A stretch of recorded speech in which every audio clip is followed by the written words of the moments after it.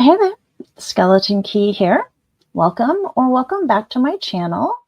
And welcome whether or not you're watching live or if you are checking this out later on the replay. And I hope you'll hop into the comments either way and share your thoughts on my week 7 book report for 2024. Let's see, let's just hop right into it.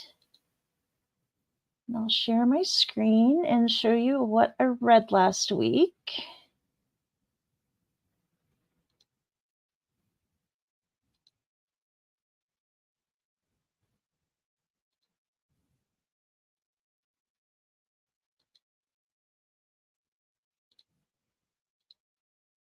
There we go. So, yeah, so the week before last, I finished Vita Nostra, and I'm still thinking about that book. That was a wild, wild read, and I'm still like my brain is still churning as to what did it all mean. I'll let you know if I have any major insights. I do plan to read the sequel to that one, so I'll probably update you then as to how it goes from that point, and if it gives me any insights as to what actually happened in the first book, because it was very confusing in a good way, but very, very confusing. So the first thing I finished last week, okay, so let's see.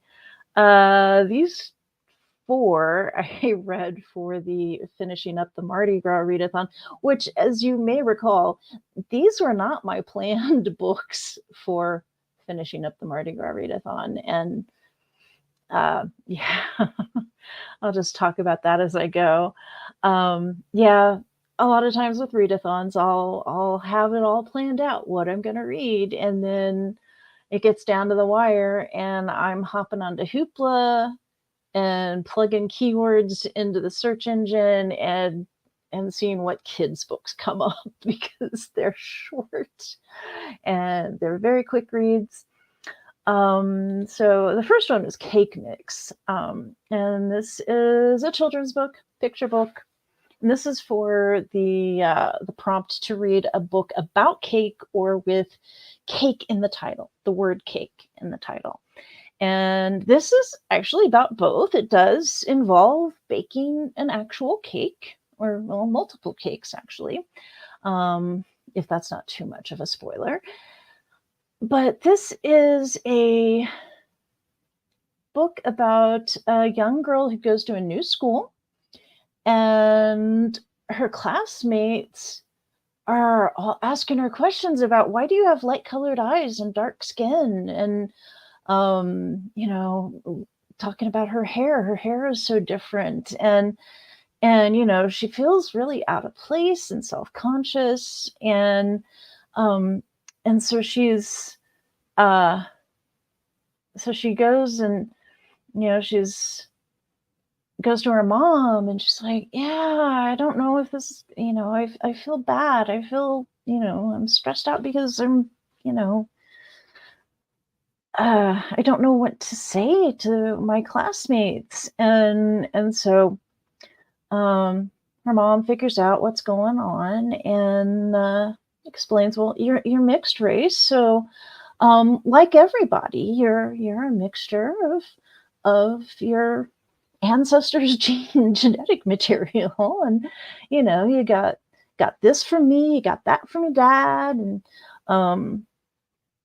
and it's like, and your classmates are the same way. They're from different, um, you know, hopefully they're, she doesn't say this in the book, but say hopefully their parents are not siblings and from the exact same gene pool.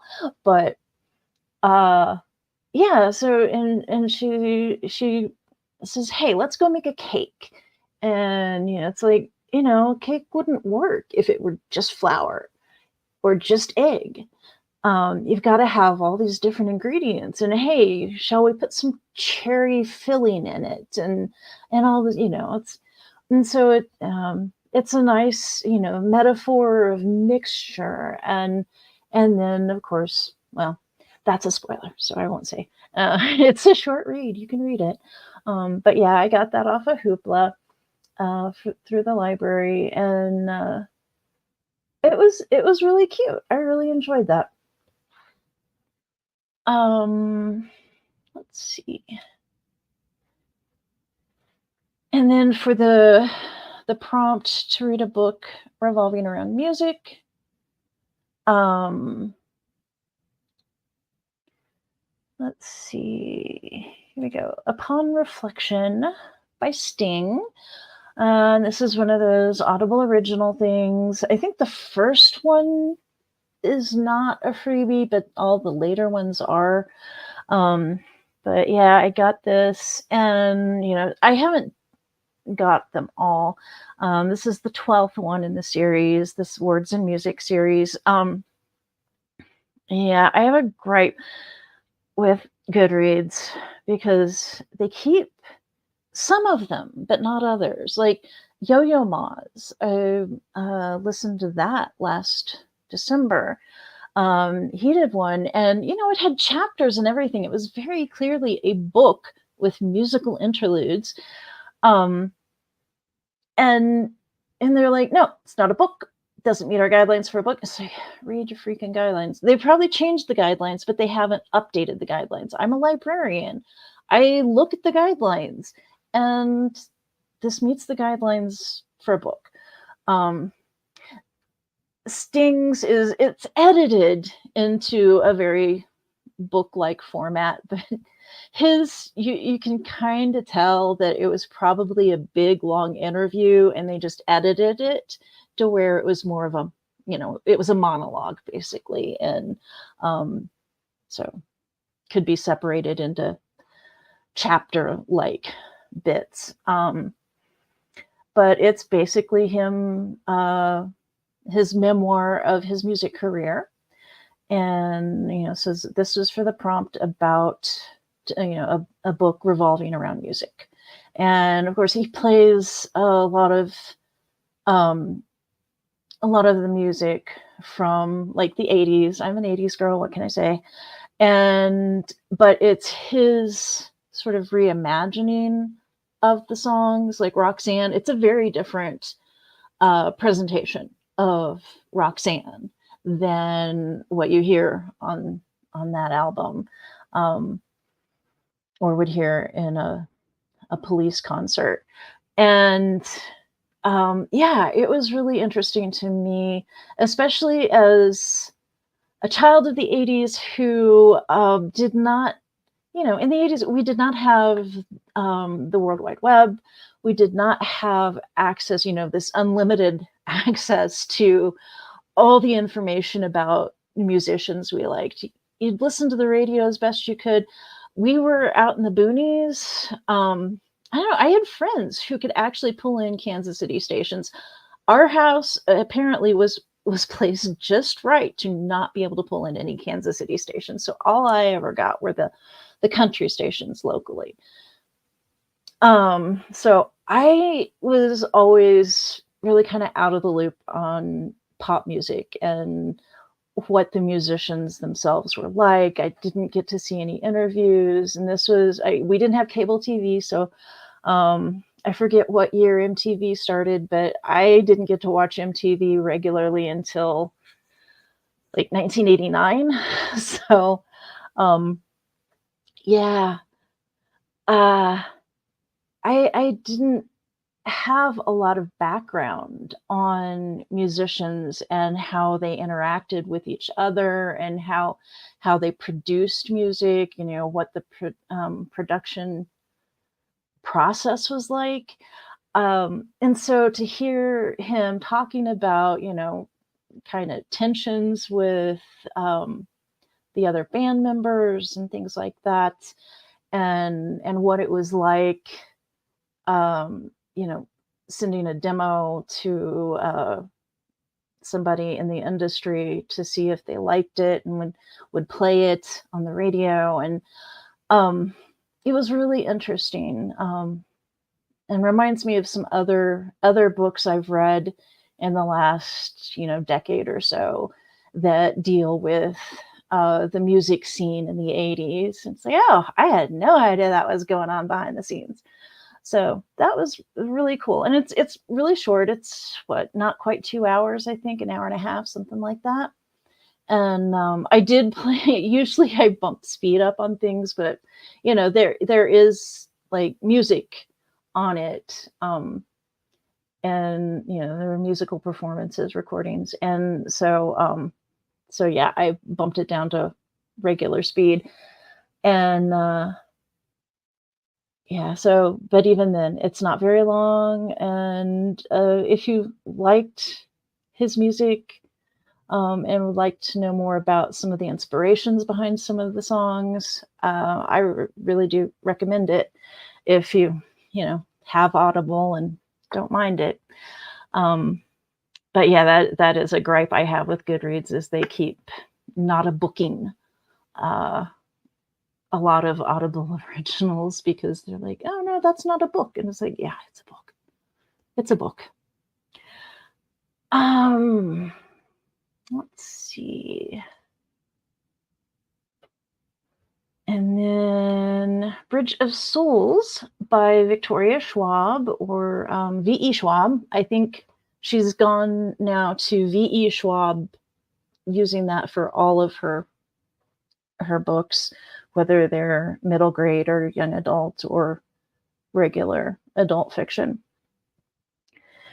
And this is a middle grade book, and this is the third, and I guess the final book in the Cassidy Blake series. It's not clear. I haven't heard whether there are any plans, if Victoria Schwab has any plans to continue this series. I mean, she's got plenty on her plate, so that's for sure.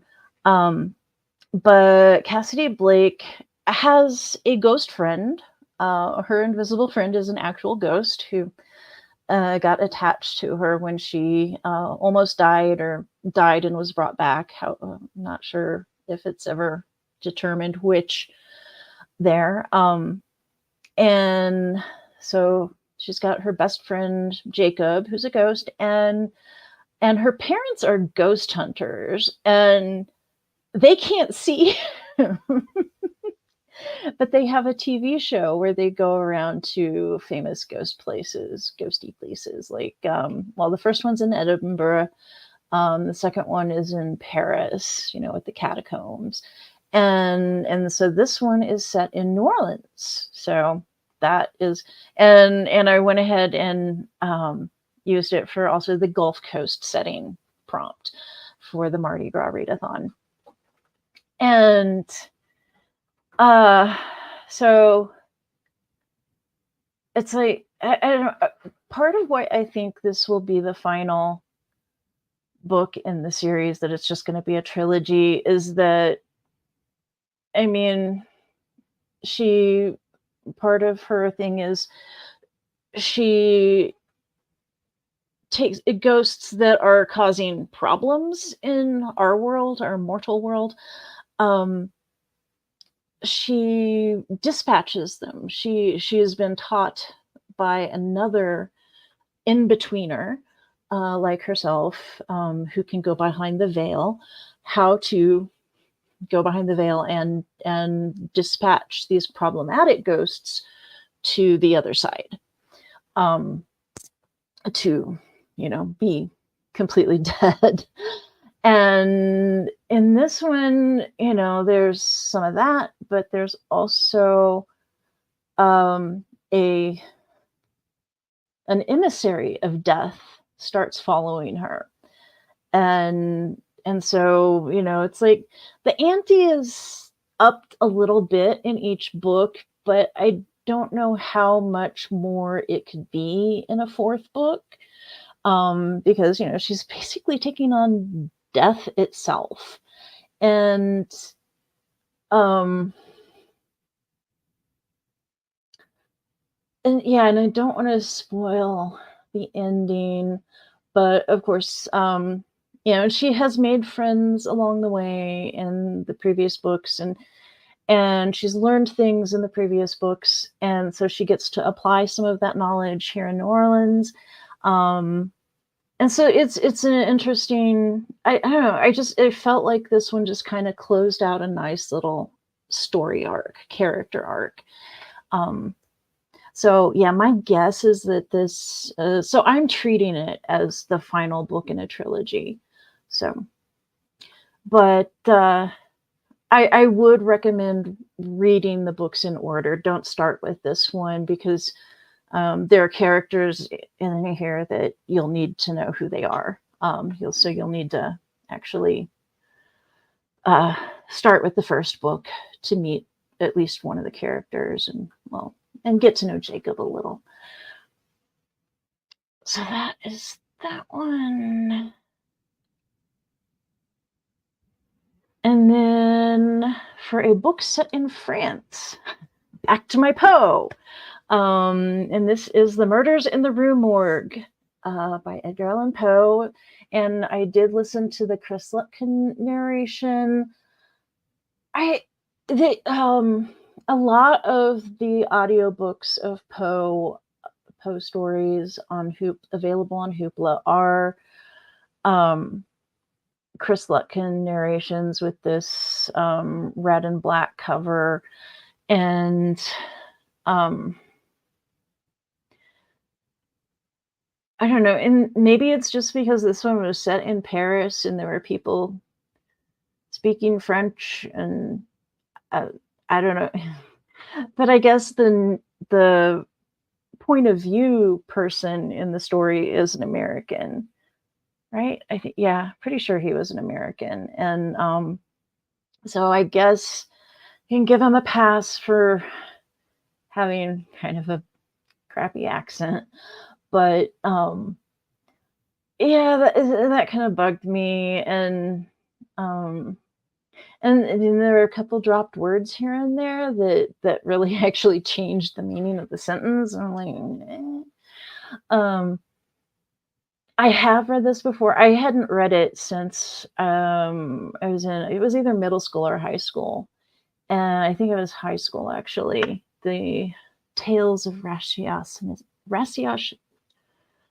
I used to be able to say this word, ratiocination. And of course, this is famous for being the first Dupin story and also the first detective mystery story like this. It should be my favorite Poe story, but it's not. I don't know. It just, listening to it for the second time, it's like, okay, I'm an adult as opposed to a high schooler.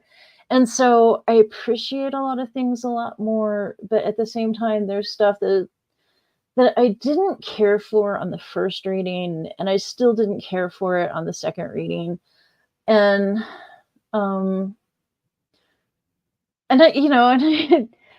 it is entirely possible that there are people out there who have not read this yet. I didn't read it till I was in high school.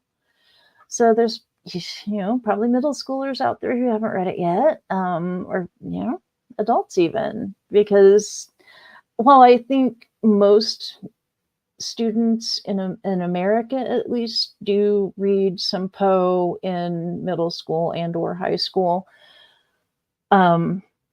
there's so much to choose from that different teachers choose different stories. And so I'm not going to give spoilers as to what it is that I didn't really like. But yeah, this is not my favorite Poe story, but it is a landmark work in detective fiction. So yeah, it's definitely worth a read. If you haven't read it, yeah, you need to read it. And it's not long. So yeah, read it.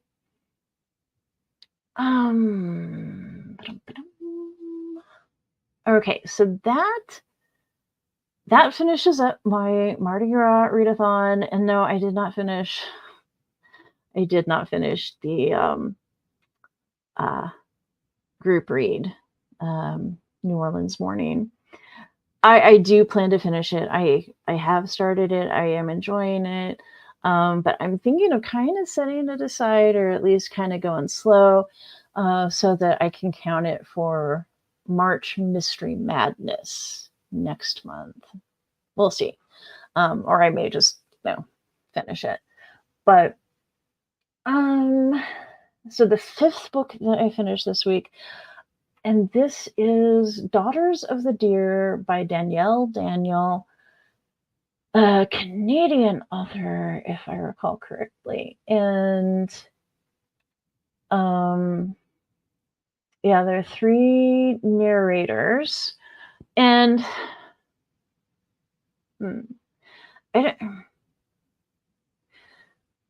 I think they did a good job overall.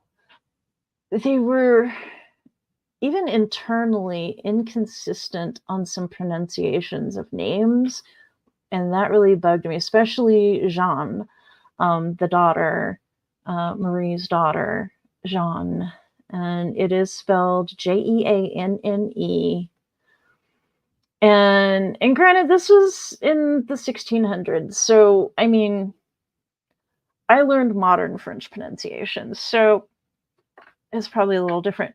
But sometimes she would say Jeanne, and sometimes she would say Jan, and then other times they'd say Jean, and I'm like, that's a Jean. Her, Jean is pronounced Jean, but anyway, I digress.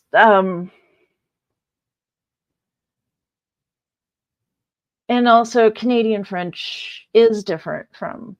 I mean, I learned French mostly in Missouri, but also in the Loire Valley. So, and both of those are going to be very different from Canadian French of the 1600s. But this is the story of mostly of Marie and her daughter Jeanne, and they are both Algonquin. Well, Jeanne's father is a Frenchman, Pierre, and of course, this takes place in the 1600s in the Trois-Rivières area, which is sort of like, I think part of this was set in it. I'm not sure where exactly, but like southern Quebec and maybe southeastern Ontario. But Jeanne was the author's ancestor. Jeanne and Marie were the author's ancestors. And so this is historical fiction based on a true story, but I really, really liked this one. This was so well done. The writing was amazing. And it was very clear cut, very clear cut descriptions of how absolutely awful colonialism was, and how it has still impacted the lives of First Nations people, especially women, but all First Nations people and Indigenous people, and the Indigenous people of what is now the United States, what is now Canada, but everywhere. But this is focused on what is now southern Canada. And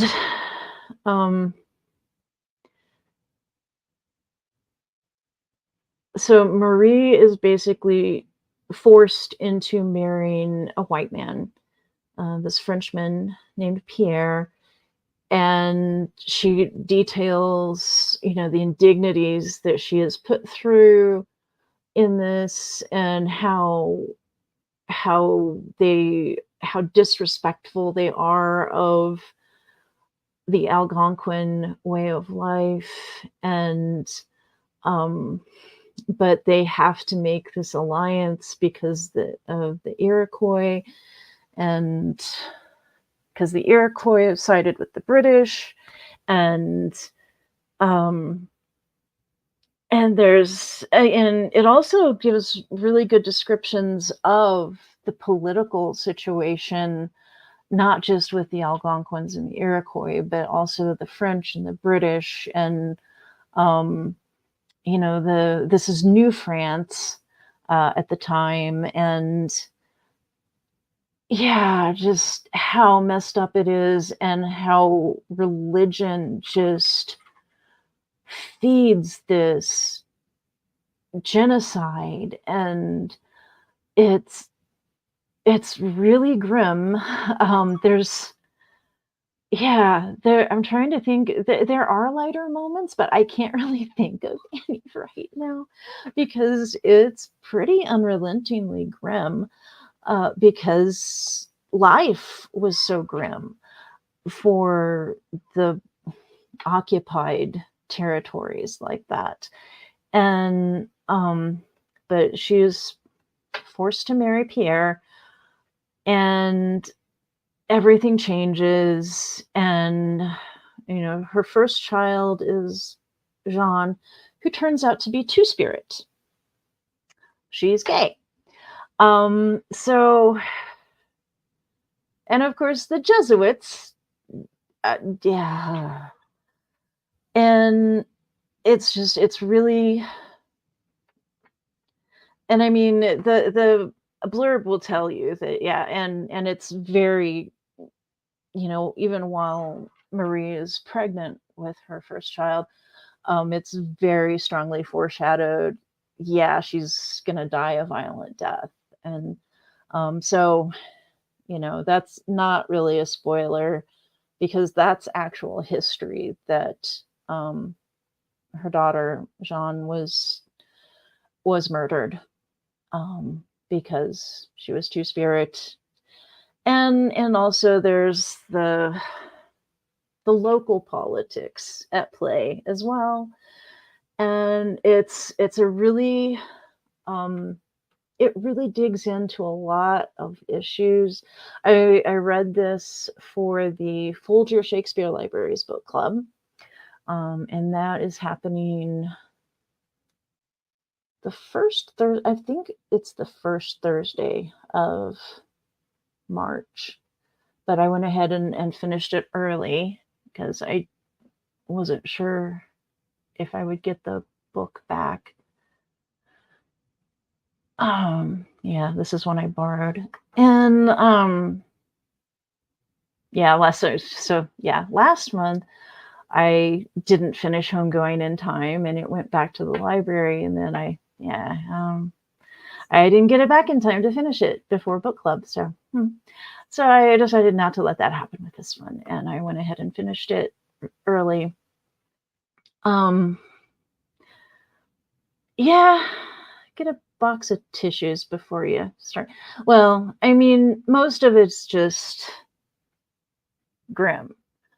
But of course later there's, it gets pretty emotional.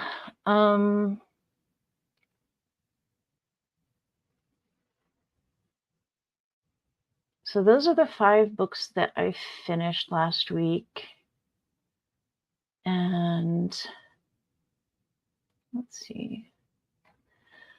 Well, take a look at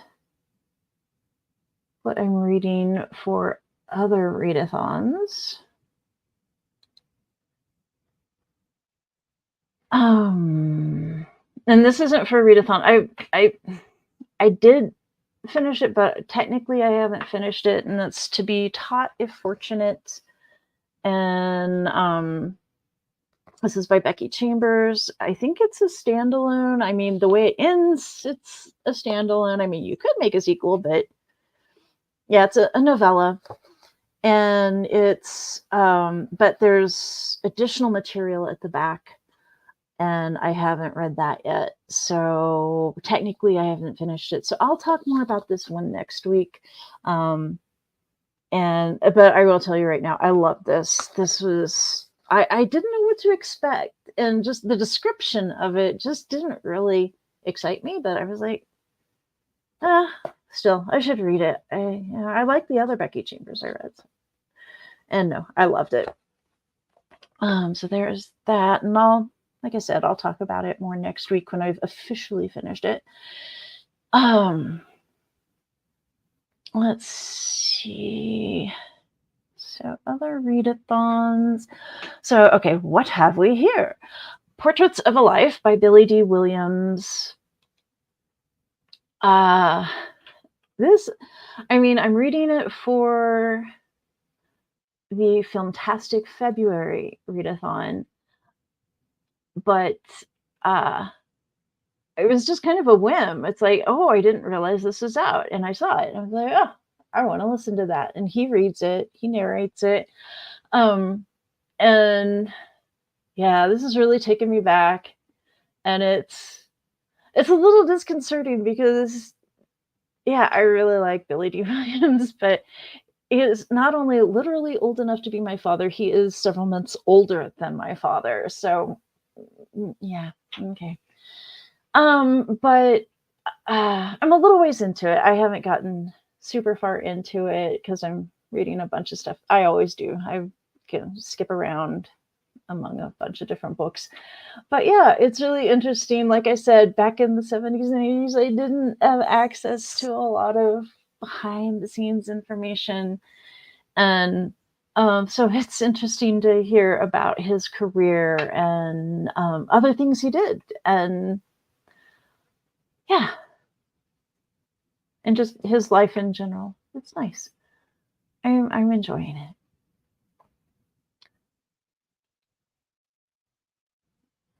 And then, for Filmtastic February also, I did find my copy of And Don't Call Us Ladies. And this is, and I have not started it yet, but yeah. And it's sort of an interesting story how I got this book. This is by Pamela Nelson and Kimberly Ricotta. And so they were part of a program in Denver that I went to. It was a WIFMCO event, and WIFMCO is Women in Film and Media Colorado.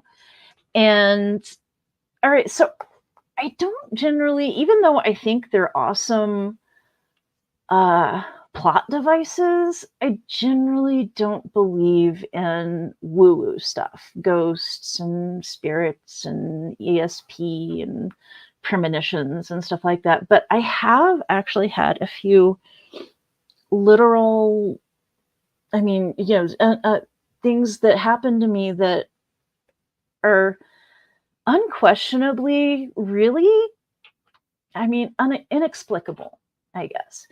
And this was one of them. So they said, these two women, Pamela and Kimberly, were, they got up and said, yeah, we're going to do a giveaway of our book, and it's going to be a trivia question. And so as soon as they said that, my inner monologue, and I have a very clear inner monologue. It's not jumbles of sounds it's sentences. And my inner monologue said very clearly, well, it's a good thing you know that William Goldman wrote the screenplay for The Princess Bride. And I'm sure I was making a face because I was like, what? And it wasn't even like they said, at the same time as the trivia question. No, it was like, 30 seconds, a minute before they actually, they got their papers out and they said, "Oh, here's the trivia question." And they said, that was the trivia question. And so I shouted out the answer and I won the book. And they were very lovely women. And they signed it for me and everything. But yeah, that was unquestionably my inner monologue predicting a trivia question that I don't think I had any way of knowing. So it was weird. Let's see. And then I might get around to night film for Filmtastic February.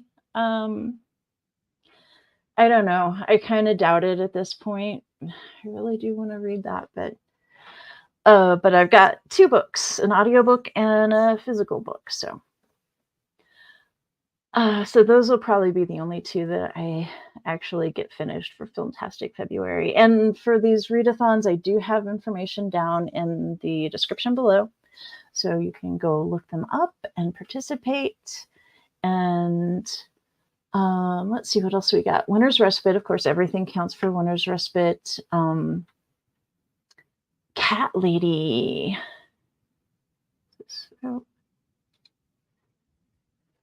Yes, so the only thing I have left, I think, for Cat Lady Readathon is A Cat's Guide to Bonding with Dragons. And then, let me look here, because let's see, I finished Bridge of Souls, which counted for Cat on the cover. And let's see, The Murders in the Rue Morgue counted for dark cover. That was that dark red and black cover. And Cake Mix counted for quick read. So yeah, all I have left is Cat in the title. And so that will be A Cat's Guide to Bonding with Dragons. And I got that on Hoopla. I'm probably about a third of the way into it. It's pretty interesting. It's pretty cute. It's not blowing me away, but yeah, there's a cat that gets sucked into this other dimension, and they're by an evil warlock, and manages to escape and becomes a dragon rider for this dragon that has all these spines and needs a small, agile rider. And there's magic and stuff. And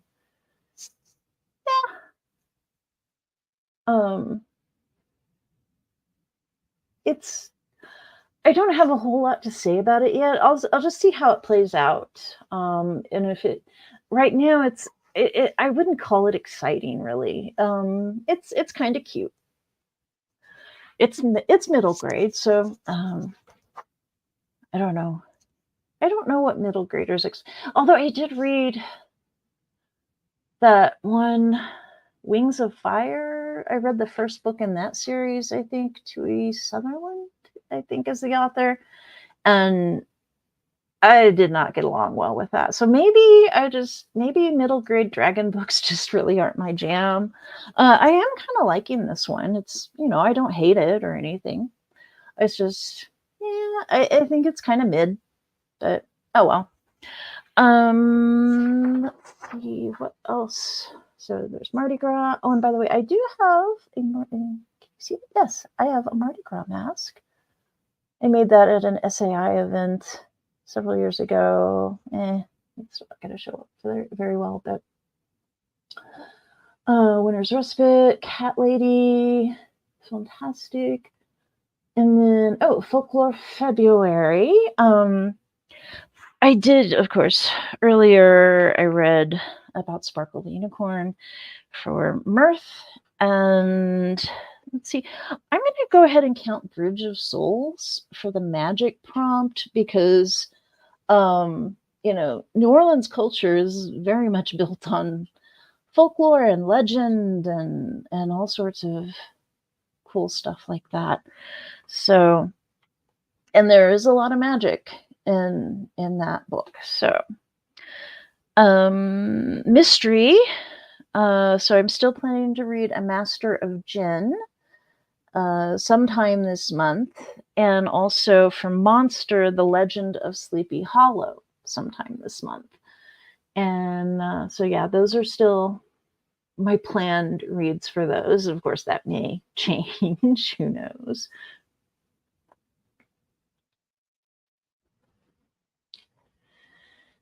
And that takes us through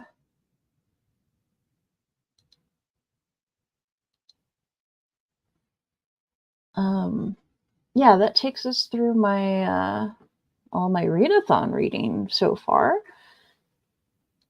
So other February reading, let's see. Got several things to look at. And I got to finish this tonight. Oh, I'm way more than 15% into this now. I just haven't updated it. But tonight I do need to finish Steeped in Murder by Kirsten. I'm pretty sure she pronounces it Weiss, not Weiss. But I should find out tomorrow if I'm correct in thinking that. And because she will be at the Sisters in Crime Colorado book club on Zoom tomorrow morning. So I will find out then how she pronounces her name. But this is, I have several of her books and I have not read any of them yet. So I am really stoked about this. This is Steeped in Murder, the first book in the Tea and Tarot series. So starts off with this woman, Abigail, in this town in California, and she's all excited because she just got the key to this place to rent that, and it's a beach town, and she's going to have this place kind of down on the beachfront, and to open her tea room. She's a leafster, and she goes, and I guess there's this guy also, because she's doing stuff down on the pier and farmers market kind of stuff, and there's a guy at the farmers market who's doing tarot readings, and he's kind of annoying, and he has a cat that's kind of causing her issues, and well, I don't know about that. We'll see. I don't know much about the cat yet, but anyway, he's kind of annoying. He's kind of a jerk. And she goes to open up this place, this building that she's just paid a bunch of rent on, and he's there, and he's like, no, I'm renting this. And it turns out they both got scammed.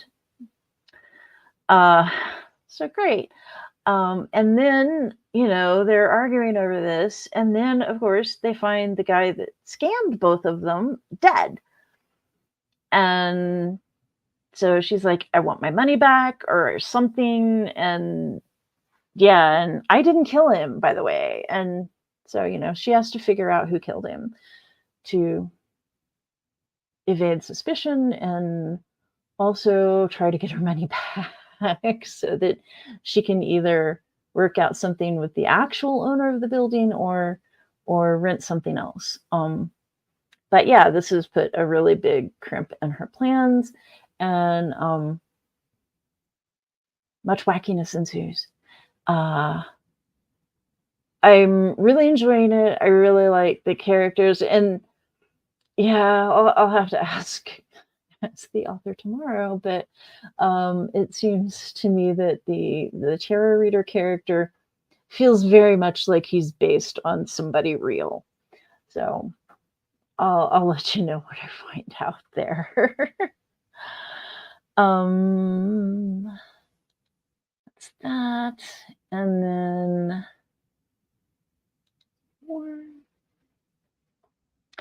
the Reformatory I have put off a little bit.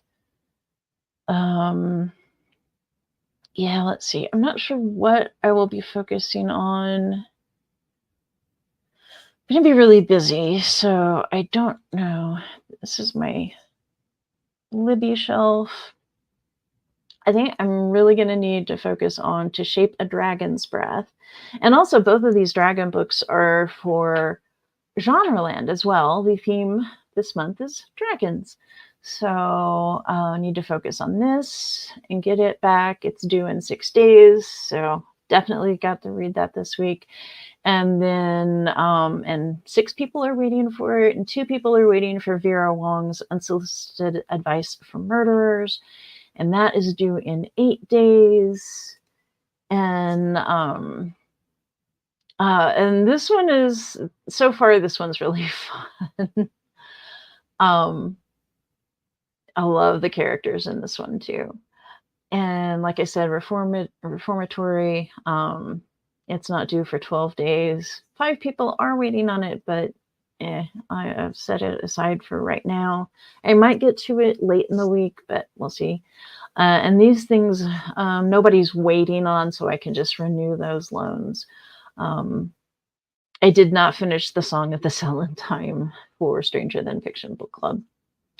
Oh well. But that's pretty much what I've got going. Oh, I did start. Let's see, I can go back.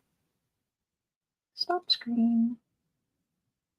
And yeah, if you've got any comments, whether you're watching live or not, if you've got any comments, please, pop them into the chat or the comment section, or questions or anything. Yeah. Any thoughts on any of these books or recommendations for other books you think I might like? Or if you see something that I won't like. Some of you know my reading taste pretty well. And yeah, so this, I have gone back to this, and I started over because it'd been so long since I'd been reading this. This is The Invisible Life of Addie LaRue by V.E. Schwab. I was reading Bridge of Souls, and I'm like, oh, I really want to finish this. And this is also a Becker rec, so I can get that and get moving on my Becca's Bothoplathon board again. But yeah, I got this. She signed edition. I'm trying to remember if that was. I've met her on several occasions. She actually visits Fort Collins, not frequently, and well, of course, author events are much rarer now after lockdown and all that. But I don't think she actually visited, but I did pre-order a signed copy of this one. And and I love her writing. I think the only things I've been even kind of semi-disappointed in have been her stuff for younger people. And it's like, I'm not the target market. And one was from the point of view of an angel, a newly minted angel who didn't, and it was actually, the writing on that was actually kind of cute because, she was obviously not of our world and having a hard time navigating things, and also this whole trying to be a human thing, trying to pass for human. But I love Schwab's writing, and and this story, just this whole concept of trying to get out of a forced marriage and accidentally praying to the gods who answer after dark. And one of them answers, and she makes a deal, and now she's invisible. Not invisible, like see-through, but she's basically cursed to live for as long as she wants to until she's tired of having a soul and is ready to give it to the darkness. And she can live as long as she wants, but nobody will remember her. And she can't even say her own name or write her own name or leave any lasting impression on the world directly. And so it's her kind of, going through the centuries and with workarounds and how she's managed to feed herself and clothe herself and shelter herself. And yeah, it's really, really interesting. And I really can't wait to see where it goes. So, and yeah, I think most people I know really love this book, but I've run across people who really just absolutely hated it. So, uh, you know, I don't get it, but yeah, you're entitled to your opinion and your feelings, so whatever. Um, yeah, I think that's it. So yeah, and also feel free to pop into the comments or the chat what you're reading right now. And yeah, I'll be happy to answer any questions or talk about whatever you're reading. And also, and yeah, so I apologize. Last week I said, oh, yeah, this coming Sunday. No, it wasn't yesterday. It was it's the 25th. It's next Sunday, the 25th of February. I will be having special guests, my friend Caitlin and another friend that you haven't met yet. And yeah, and these are people who know me really well. And they know my reading tastes. And it varies. Brian asks, how well do you feel you pass for human?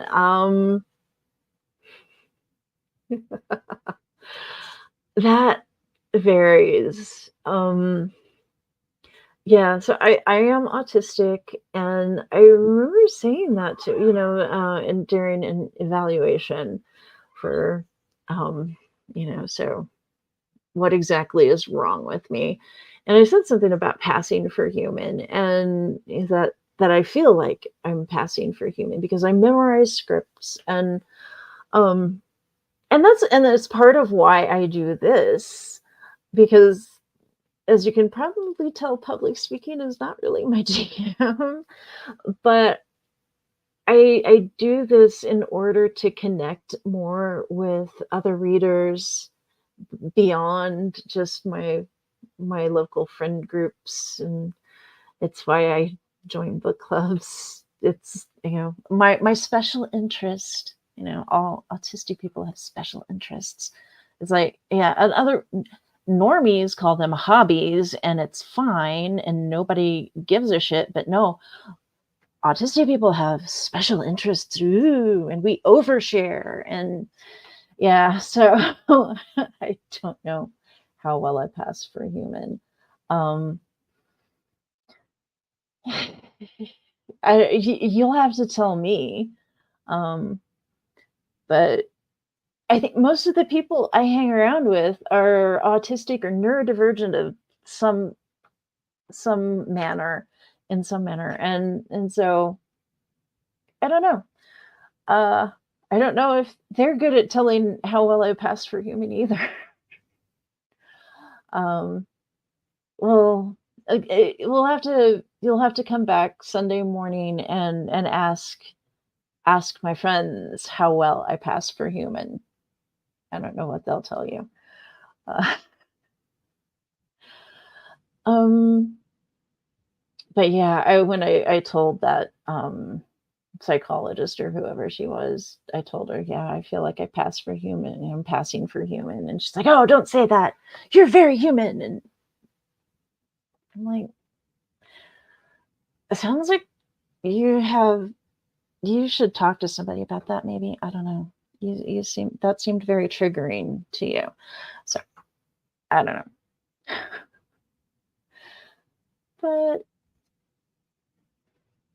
But, um, so do you feel like that, Brian?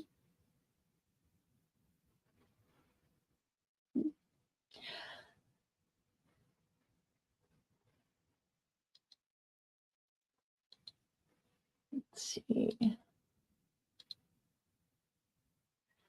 But, but yeah, you can come back on Sunday morning, and we can all talk about passing for human and how well we do that. Bleed like, "Oh, what'd you do? What did you do? Um, do I need to come over there?"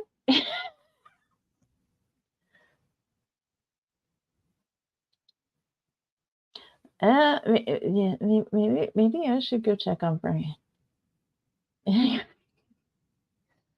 I think I'm pretty much done talking about books for this week, at least until Sunday. So, yes, I hope you will all be there Sunday and join us for a discussion of books.